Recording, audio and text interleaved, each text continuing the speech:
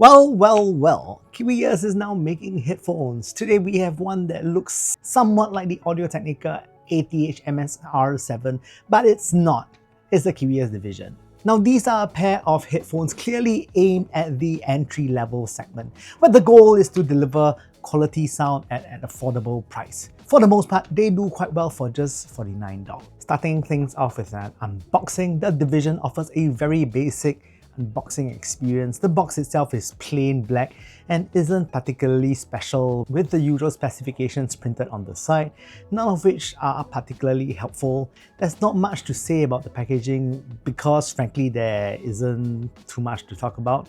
Inside the box, the contents remain really minimalistic. The headphones come in a plastic bag and you get two sets of cables, one with those coily things that you see and the other one being just straight. So amazingly, Kiwiears has graced us with one accessory apart from the cables, and that is the 1/4-inch adapter, allowing you to plug them in directly to a console or a headphone amp. Again, really nothing special here, just a very basic presentation. So talking about build quality, my division unit is silver in color and its design initially reminded me of the Audio-Technica MSR7. However, the division includes additional hinges that allows the ear cups to rotate slightly. The division is largely made of plastic, so extra caution is needed when handling them. The hinges on the cups are also plastic, so I'd be a little bit concerned about this repeated folding action over time, because plastic on plastic, they wear out quite quickly. That's it. The end caps of the ear cups are made from anodized aluminum, which is a nice touch. There is a silver lining to all that plastic build. The division is extra lightweight and comfortable for all-day use. Your neck won't feel fatigued even after extended listening sessions. The pleather ear pads are decently comfortable as well. Inside each ear cup is a single 40mm dynamic driver powering the division. Next up, sound. Thankfully, the division makes up for its plastic build quality with its sound quality. I found them to be quite enjoyable, especially within the entry-level headphone space.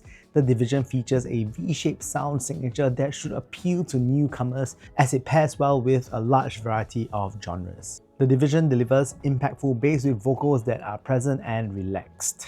Bass. Bass takes center stage with the division. It is punchy, has good resonance, especially at $49. My favorite aspect is the way the bass drum hits, delivering an impactful kick. There's a fair amount of bass presence that gives music a satisfying thump, making these headphones sound very fun sounding, particularly for newcomers.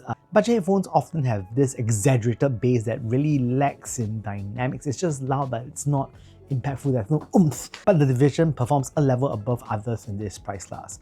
While the division may not offer the most refined resolution, it delivers solid dynamics that compensates for it. Mid-range. The mid-range is decent with a slightly emphasized upper mids that makes female vocals pleasant to listen to. However, this added energy isn't overwhelming and still overall balances well with the bass. Vocal remains clear and free from bass-inducing muddiness, making them sound polite and easygoing. Resolution-wise, they perform really quite adequately for the price. The division also has a slight warmth in the mids, adding a bit of richness to vocals. Instrument clarity is decent and complements vocals really quite well as well. Next up, treble. Treble extension is decent on the division. While it's not the most extended, it does enough to provide a good sense of space and air in the music. More importantly, it avoids being harsh or shrill. Treble remains polite, making the division suitable for bright-leaning tracks. Listening to this particular track by Michael Jackson, Beat It, and it was really quite enjoyable on these. That track is actually particularly bright sounding, so it's perfectly nice on the division. Soundstage. Firstly, when it comes to width and height, one of the best things about headphones is that they offer a larger soundstage compared to IEMs, and the division is certainly no exception. It provides a noticeably wider and taller soundstage compared to most IEMs in the entry-level segment, around the same price range as the division. Next, depth and position. Depth is good, contributing to a dynamic sound. Positioning is decent. While it could be better, there's little to complain about at its price point. Lastly, rating. So when it comes to bass, it is resonant, dynamic, and has good resolution for its $49 price point, 7 out of 10. Mid-range is smooth, polite, but could use a tad bit more resolution. I feel that could be a bit better, a 6.5 out of 10. Treble is airy with decent extension, it gets a 6.5 out of 10, and the overall resolution is really above average for its price range, a 6.5 out of 10. Soundstage is good for a budget headphone, so it gets a 7 out of 10. And lastly, most important thing, the enjoyment factor. I do enjoy this quite a bit, it's really brainless fun, so it gets a B+. Final thoughts. I thoroughly enjoyed the Division. It's an easy light headphone that delivers solid performance for its price. If you prioritize soundstage over resolution, this is a good choice over many similarly priced IEMs.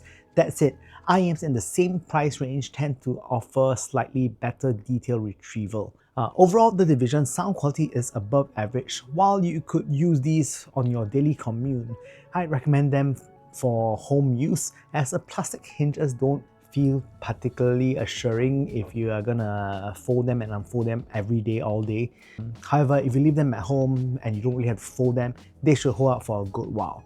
With that said, thank you guys for watching this week's episode of Super Chunk Super Audio Show. I'm back from NYC, so it's probably my first video or second video from that trip. I'm filming 2 today, so you'll probably see me in the same shirt in the next video as well. With that said, I hope to see you guys soon.